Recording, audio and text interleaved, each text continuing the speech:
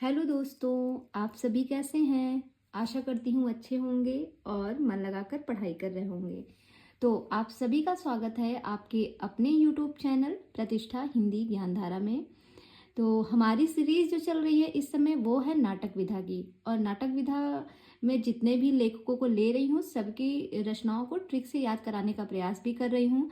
तो आज हम बात करेंगे पांडे बेचन शर्मा उग्र के, लक्ष्मी नारायण मिश्र, इन दोनों लोगों के नाटकों को देखेंगे और फिर उन्हें हम अच्छे से याद करने का भी प्रयास करेंगे।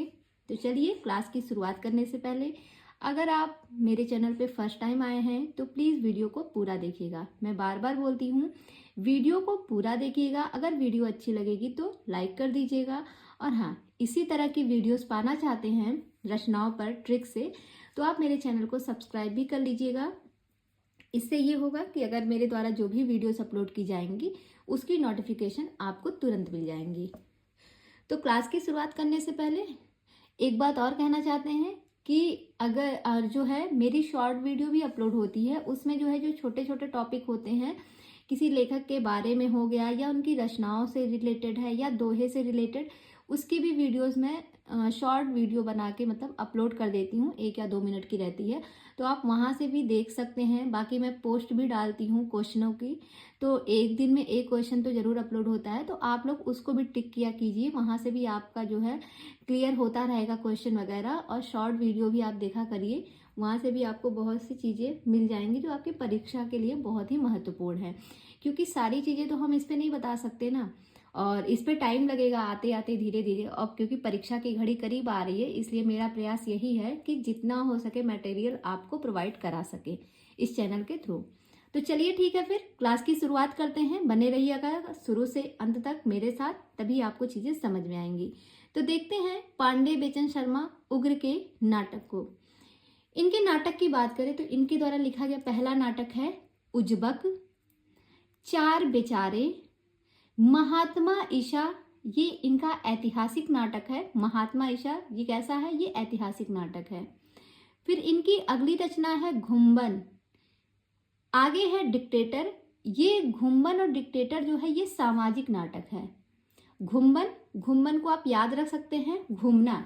तो इंसान कहाँ पे घूमता है? समाज में घूमता है ना, समाज में घूमता है, तो घुम्बन को इससे आप याद रख सकते हैं, ये सामाजिक नाटक है। और डिक्टेटर जो है, डिक्टेटर ये भी सामाजिक नाटक है। फिर अगला है गंगा का बेटा। गंगा का बेटा ये पौराणिक नाटक है। देखिए, गंगा, गंगा नदी की कहानी आप पुराणों पौराणिक कथाओं में आपने सुना होगा ना, गंगा माँ की कहानी, गंगा नदी की कहानी, ये पौराणिक कथाओं में आपने सुना होगा। तो आपको यहाँ से इनको कनेक्ट कर सकते हैं कि गंगा का बेटा ये जो रचना है ये कैसी रचना है, तो ये पौराणिक रचना है। और यहाँ पे जो है महात्मा ईशा, महात्मा ईशा की अगर हम बात करें तो ये हमारे इतिहास की बातें हो जाती हैं, होती है ना, ऐतिहासिक बातें हो जाती हैं। महात्मा ईशा के बारे में अगर कुछ जानकारी होती है तो हम लोग कहते हैं ये हमारे, ये इतिहास में ये सारी बातें हुई थी, उनका इतिहास हम पढ़ते हैं। तो इस तरीके से आप चीज़ों को अलग अलग समझ के ये भी बता सकते हैं कि कौन सी रचना, कौन सा नाटक किस प्रकार का नाटक है। जब आराम से पढ़ेंगे तो चीज़ें अच्छे से कनेक्ट भी हो जाएंगी, याद भी हो जाएंगी। अब इनके जितने भी नाटक हैं उग्र जी के, इनके नाटकों को हम ट्रिक से याद करते हैं। तो देखिए, सबसे पहले हम लेंगे उग्र। कहते हैं कि उग्र के 4 बेचारे, बेचारे को बना दीजिए बेटे। तो उग्र जो थे पांडे बेचन शर्मा उग्र, इनके 4 बेटे, 4 बेटे कौन कौन से? उजबक, महात्मा ईशा, घुम्बन और डिक्टेटर। ये नहीं, एक मिनट फिर से देखते हैं।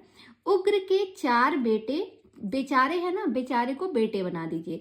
तो इस तरीके से कनेक्ट करेंगे कि उग्र के कितने बेटे थे? 4 बेटे थे। और उनका नाम क्या है? पहले का नाम था उजबक, दूसरे का था महात्मा ईशा, तीसरे का था घुम्बन और चौथे का नाम क्या था? गंगा। तो कहते हैं ये 4 बेटे उनके थे उग्र के, और जो चौथा गंगा का बेटा था वो बाद में क्या बनता है? बाद में वो डिक्टेटर बन जाता है। सिंपल सा है, याद हो जाएगा। एक बार इनको फिर से पढ़ते हैं। जो पांडे बेचन शर्मा उग्र थे, इनके कहते हैं कि उग्र के 4 बेटे, बेटे से हो जाएगा बेचारे, तो 4 बेचारे हो गई ये रचना। कि उग्र के 4 बेटे कौन कौन से? उजबक, महात्मा ईसा, घुम्मन व गंगा है। जिसमें से जो गंगा है, गंगा का बेटा, वो क्या हो जाता है, वो डिक्टेटर बन जाता है। इस तरीके से इनकी चारों रचना, इनकी जो 6 रचनाएं हैं, सभी की सभी आपको याद भी हो जाएंगी। अब हम बात करते हैं लक्ष्मी नारायण मिश्र के नाटक को देखेंगे। इनके कौन कौन से नाटक लिखे गए हैं। तो सबसे पहले हम बात करते हैं इनके नाटकों में। तो पहला नाटक है अशोक, पहला नाटक इनका है अशोक। दूसरा है सन्यासी। तीसरा है मुक्ति का रहस्य। इनके सारे के सारे नाटक महत्वपूर्ण हैं, परीक्षा में पूछे भी गए हैं। फिर है राक्षस का मंदिर, राजयोग, सिंदूर की होली, आधी रात। ये सारे के सारे लक्ष्मी नारायण लाल के नाटक हैं। सॉरी, लक्ष्मी नारायण लाल नहीं, मैं बार बार लाल बोल देती हूँ। लक्ष्मी नारायण लाल नहीं, लक्ष्मी नारायण मिश्र के नाटक हैं। और अगर आपको लक्ष्मी नारायण लाल के नाटकों को याद करना है तो उसकी वीडियोस जो है आप प्लेलिस्ट में जाके देख सकते हैं, वहाँ पे मैंने अपलोड कर दी थी। लक्ष्मी नारायण लाल के नाटक पहले ही इनके अपलोड हो चुके हैं। आज हम लक्ष्मी नारायण मिश्र को देख रहे हैं। तो ये सारी की सारी लक्ष्मी नारायण मिश्र के नाटक हैं। अब इन्हें हम ट्रिक से कनेक्ट करते हैं। तो ध्यान दीजिएगा, जो लक्ष्मी जी हैं, लक्ष्मी नारायण जी से कहती हैं, लक्ष्मी नारायण जी ने क्या कहा, किससे कहा, अशोक से कहा। लक्ष्मी नारायण जो है, इन्होंने अशोक से क्या कहा कि पहले तुम सन्यासी बनो। अशोक से कहते हैं, अशोक नाम का एक व्यक्ति है, उससे लक्ष्मी जी और नारायण जी दोनों लोग मिलकर क्या कहते हैं अशोक से कि अशोक से कहते हैं कि पहले तुम सन्यासी बनो, तभी तुम्हें मुक्ति का रहस्य प्राप्त होगा। उस राक्षस के मंदिर में जहां लोग राजयोग कर रहे हैं और सिंदूर की होली खेल रहे हैं आधी रात में। क्या कहते हैं, लक्ष्मी नारायण जी अशोक से कहते हैं कि सबसे पहले तो तुम सन्यासी बनो, जब तुम सन्यासी बन जाओगे तभी तुम्हें जो है मुक्ति का रहस्य प्राप्त होगा। और वो रहस्य कहाँ पे प्राप्त होगा, वो होगा राक्षस के मंदिर में। और उस राक्षस के मंदिर में जहाँ पर लोग राजयोग कर रहे हैं और सिंदूर की होली खेल रहे हैं, कब, आधी रात में। तो इस ट्रिक की सहायता से आप इनके जितने भी नाटक लिखे गए हैं सबको आप क्रम से याद भी रख सकते हैं। और आगे बात करें तो देखिएगा, लक्ष्मी नारायण मिश्र के कुछ प्रसादोत्तर नाटक हैं, इनको भी हम पढ़ लेते हैं साथ में। तो अगर इसकी बात करें तो इनके नाटक हैं अशोक, गरुड़ ध्वज, वत्सराज, दशाश्वमेघ, वितस्ता की लहरें, धरती का हृदय, काल विजय, गंगा द्वार। ये सारे के सारे लक्ष्मी नारायण मिश्र के प्रसादोत्तर नाटक हैं। तो अब इनके नाटकों को हम कैसे याद करेंगे, तो देखिए, अभी ऊपर वाले को तो हमने बता दिया कैसे कैसे कनेक्ट किए हैं। अब इनको पढ़ते हैं कि लक्ष्मी नारायण जी कहती हैं, जो लक्ष्मी नारायण जी हैं, लक्ष्मी नारायण जी कहती हैं कि वत्सराज अशोक, बोलते हैं ना कि वत्स, हे वत्स। आप लोगों ने जो धार्मिक सीरियल वगैरह देखा होगा उसमें बोला जाता है कि हे वत्स तुम ये काम करो, तो वत्स का प्रयोग होता है ना किसी को पुकारने के लिए। तो कहते हैं कि लक्ष्मी जी, वैसे ही लक्ष्मी जी पुकारती हैं, बोलती हैं, लक्ष्मी नारायण जी कहती हैं कि वत्सराज अशोक तुम गरुड़ ध्वज लेकर दशाश्वमेघ के पास वितस्ता की लहरों में जाओ, जहां धरती का हृदय गंगा द्वार पर काल विजय के पास है। एक बार फिर से पढ़ते हैं।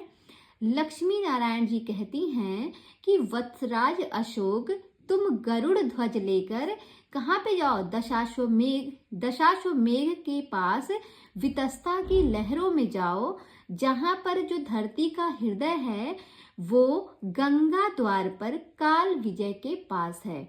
तो ये थी पूरी ट्रिक। आप इनको आसानी से याद भी रख सकते हैं और एक दो बार पढ़ेंगे तो आपको ये रचनाएं कभी भूलेंगी नहीं, और साथ ही साथ सारी रचनाएं आपको क्रम से याद भी हो जाएंगी। तो आप बताइएगा आपको क्लास कैसी लगी। जैसी भी लगी हो आप कमेंट में अपने सुझाव हम तक ज़रूर पहुंचाइएगा। और कल हम मिलते हैं एक नए लेखक की नई वीडियो के साथ। तब तक चलते हैं, आप लोग अपना ध्यान रखिएगा, सभी लोग पढ़ाई में लगे रहिएगा क्योंकि परीक्षा की घड़ी करीब आ गई है। तो बस सबसे भगवान, इस समय तो नवरात्रि भी चल रही है, तो नवरात्रि में माता रानी से यही प्रार्थना है कि जितने भी लोग परीक्षा की तैयारी में लगे हुए हैं उन सभी की भगवान विनती सुन ले और सभी को एक एक जॉब तो दिला ही दे। तो ठीक है, फिर आज की क्लास यहीं तक रखते हैं। कल मिलते हैं नए लेखक की नई रचनाओं के साथ। तब तक के लिए बाय बाय, टेक केयर।